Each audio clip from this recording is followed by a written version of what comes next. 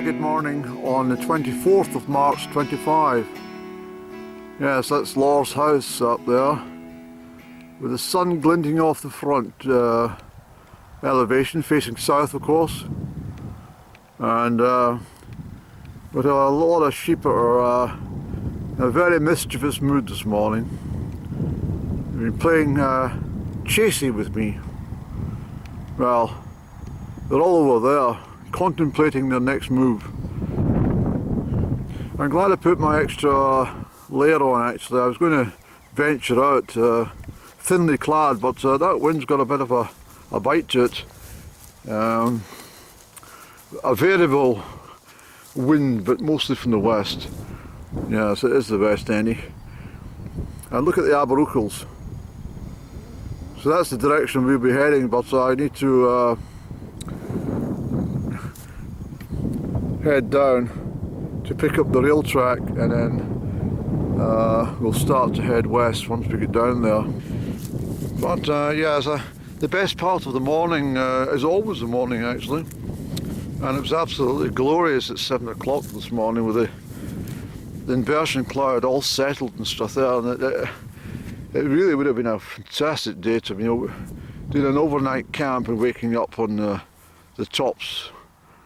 Well, not the very tops, but you understand what I'm trying to say. So let's move forward and we'll pick up when we get. It's quite a bit down actually. It's a fair distance down to pick up on the old rail track. Oh yes, the reason I'm doing this is I have to avoid the sheep as much as I can. There's sheep everywhere. It is lambing season, and this lot, as I say, I've been, well, a real mischievous bunch, that's all I can tell you. So the air clarity is very, very decent today. I can see right through to Glenogle there. Let me zoom past the bit fast any.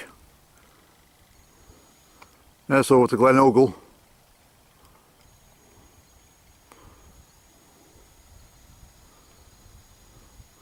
It's really astounding. But anyway, we'll keep going down, not far. This is field to cross and then we're onto the line. I don't know if I mentioned the time, but it's coming up for 11 o'clock on the 24th of March 25, and it's well, March has turned out to be one of the finest months that I can remember. It's been absolutely glorious. It's not like March to be so calm and quiet, so I eat my words that time on that watery trail when the rivers were in spate back in February, and I said that we might get some upland snow and stuff, but I think the weather's too settled now any. But April might change, I don't know. We will just enjoy what we've got. I think March and September seems to be a bit of a rhythm about being really quite splendid months. So the shepherd, I saw him at a distance. He might have had a telescope, I don't know, but sometimes they carry telescopes. But he's probably saw, well, I wished everybody would walk the fields the way that chap does, because he really has kept the disturbance to the livestock to an absolute minimum. Can't help the way sheep think. All it needs is one to move and they all move, but we're doing all right any. So look at that, very decent view over to Bears Monument and Black Bank to the left. I think I mentioned that last week, but of course this is the Castle of Trown, and as we make our tracks along the railway line, which as you can see borders the field, we come way out there onto, this is now over this way is the Castle of Lennoch. So we move from Castle Trown to Castle Lennoch, and Melville's Monument is visible up there. That's Melville's Monument on Glenlednock Road.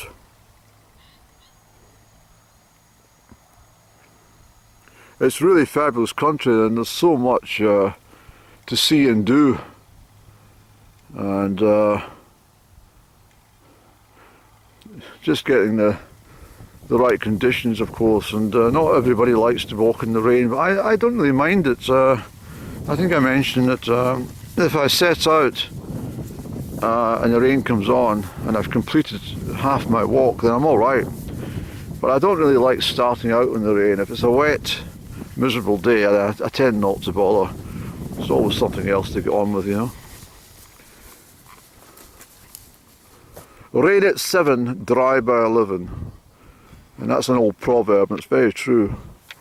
If it's raining at 7 o'clock in the morning, generally by 11 o'clock it calms down. It's the same as if you see a little patch of blue in the sky, the size of a postage stamp, then you've got better weather coming ahead. But this is real west coast weather. This is the sort of stuff you want to be up in the extreme west, Scotland, and out on the islands actually. I wished I was there. You know that, Andy? But you've done it, so stop fretting. Hello, Andy. Oh, hello. Yes, we're on the railway line. Oh, yes, I can see that. I've made it a purposeful trip across the fields to get onto the old rail track here. And this will be quite a long stretch, this one, I'm afraid. And I might not be able to compile the whole video into one. I might have to split it in several sections, and that's okay. It makes for easier viewing. It makes exciting viewing. People sitting in anticipation. Can't wait for Andy's next upload. In fact, they sort of get all sorts of itchy and nervous all day long. I wonder when that load's coming up. Well, I hope so. Yeah, stiff breeze, Andy. But what I was thinking there as well is, as my mind floats, and my mind's not like anyone else's, of course. Well, we're all completely unique. But, well, the good Lord is omnipresent, as you know. He's everywhere at once. But sometimes I like to practice that too. And I like to imagine that I'm other people at the same time, and all in the same segment, the same timeline. And sometimes I think I'm such and such a person. I'm in a large chain supermarket, and I can't decide whether to buy a box of Daz detergent or Persil. And I pick up the Persil, and I can't think straight now. Trying to work out what the hell bio means and non-bio. What's the bloody difference?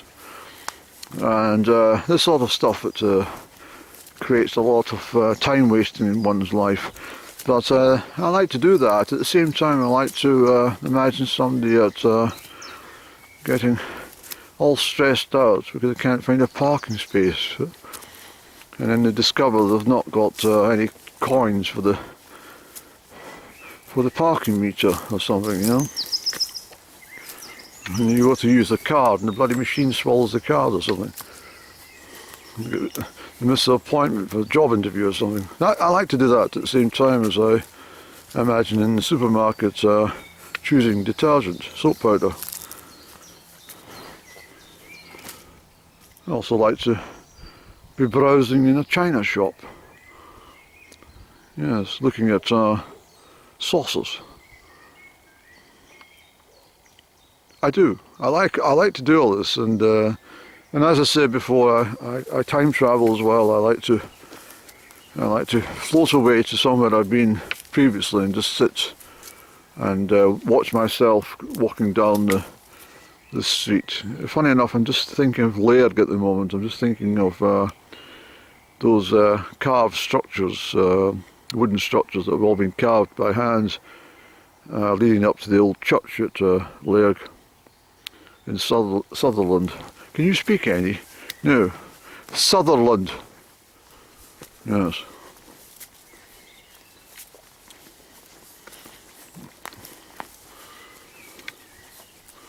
So we've got a lot of alder trees here, and we've got a lot of ash trees.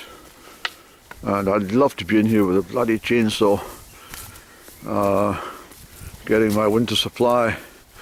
I wouldn't touch that one, believe it or not, because that's a home for a whole bunch of diversity all sitting in there waiting for spring. But this ash here, makes absolutely brilliant kindling, and you can chop away at your heart's content. It's like putting a sharp knife through butter. It really is. But, anyway, there's the view of Lawers. I did promise you this. So we've reached Lawers View, and the passengers on the train would have probably looked at each other and said, look at that big marvellous house. And then some smart aleck like myself would have said, yes, it used to be an agricultural college just after the Second World War. In fact, the reason I know this so clearly is because my late uncle, did I mention it? No, loads. But Uncle Harry, before his death in 1974, well, in the 1960s, he put in an offering for that. It was 50s to 60s. But he fell short on the asking price. A bit like myself with Trown Farmhouse. Yes. You can probably just hear the River Erne as it flows over some of those gravel beds. And when the river's in fast flow and spate, everything comes washing over here, and this floods out right across. And all the people from Comrie who chuck this bloody stuff into the river rather than take it to the the recycle place, they just chuck it in the river, and it all sort of ends up in the riverbanks towards Crieff. I think it's done purposely, but I'm having a bit of a laugh. I know that Comrie itself is well, there's a multi-million-pound exercise to put in the flood prevention scheme. Comrie was severely hit with several floods back in the 90s especially, and so they're taking a long time to get their act together to put in the flood prevention scheme. I think the insurance companies demanded it. They couldn't. In fact, I think a lot of the people in Comrie will find they're almost unable to get insurance as a result of the floods, especially if they've been affected before. Most insurance companies will not entertain a flood risk property. So, hence why they're putting it. But what the tongue-in-cheek thing about it is, we've never really had any severe rain since the 90s, so it's a bloody waste of money. And it's a bit like Bertha. They spent tens of millions of pounds there on a flood prevention scheme, and it's never flooded. Well, that's the whole point, Andy, of a flood prevention scheme. But hear me out, please. Don't jump the gun. In 1990, I think I was in London, Andy. Yes, I was. And there was massive floods up in Perthshire. They'd done a lot of damage, actually. But in Bertha, to save the city centre, what they did was to send in dozens and dozens of JCBs and what do you call these bloody things? Well, these machines with a shovel in them. I forgot the bloody name as I speak about it. Bulldozers, the whole thing. And they deliberately flooded the housing scheme, the proletariat housing scheme of North Muirton. And this was in an effort to save their city centre. And this is true. And hundreds of properties in North Muirton were completely flooded out and ruined, and most of the householders didn't have any damn insurance for the contents. So it was a terrible situation for a lot of people, and so Bertha Council had to act and to stop it happening again. But in some respect, although there was a lot of snow melt and heavy rain and stuff at the time, there was a big question marks over Scottish Water and SEPA themselves. Could they have done better to have released more water from the dams prior to it in small amounts, rather than wait until everything was under threat, you know. I mean, the lochs, the reservoirs, can only hold so much water. If there's too much water in them, they'll bloody explode the bloody dams. Alright, well, I'll have to take a detour here because I'm not going into the water. So we'll go down this way, Annie. Should be able to pick it up later. And you can see hopefully you can see the structure of the bridge over there. So a bridge passed over the stream previously, but they've dismantled it, you see. So luckily I found a little footbridge and made my way across this fast flowing stream, and we'll come back up to join the railway. There's quite a keen wind gathered strength from the west, but we're all right. But I've been concerned in case we get distortion on the camera. You can't hear what I'm saying, so I have to be, you know, aware of this, Andy. But this is just brilliant. And to think that no trains have been on this line since 1964. I think the 7th of July 1964 was the last train journey. So looking over that way, Andy, that is a place called Fordy. You can't really see the big white house because of that fir tree, that Scots pine. But yeah, well, is that any better, Annie? No, a little bit.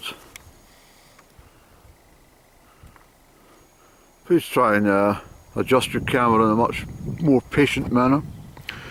Yeah, Fordy, it's on the north side of the 85, and springs to mind the name Fordy.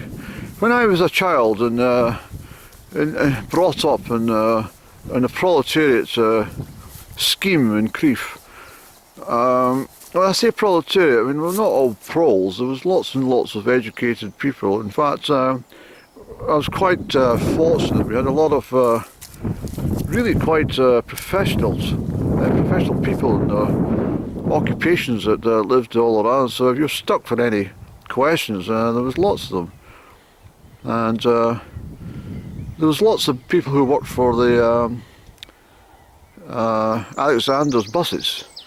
That was probably the biggest employers I remember. Everybody was marching up and down Elgin in these blue uniforms.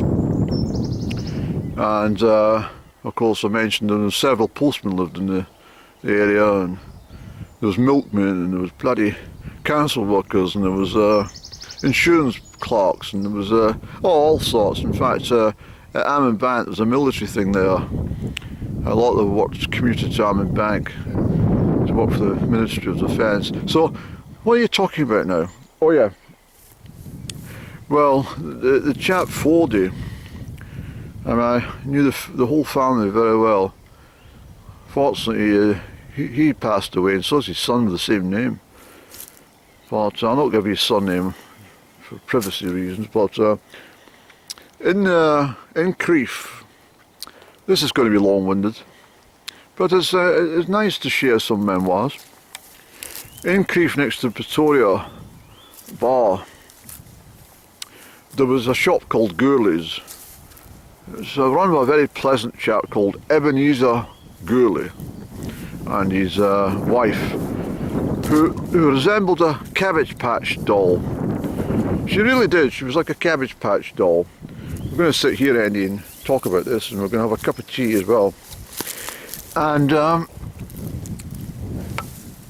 let's put the staff down.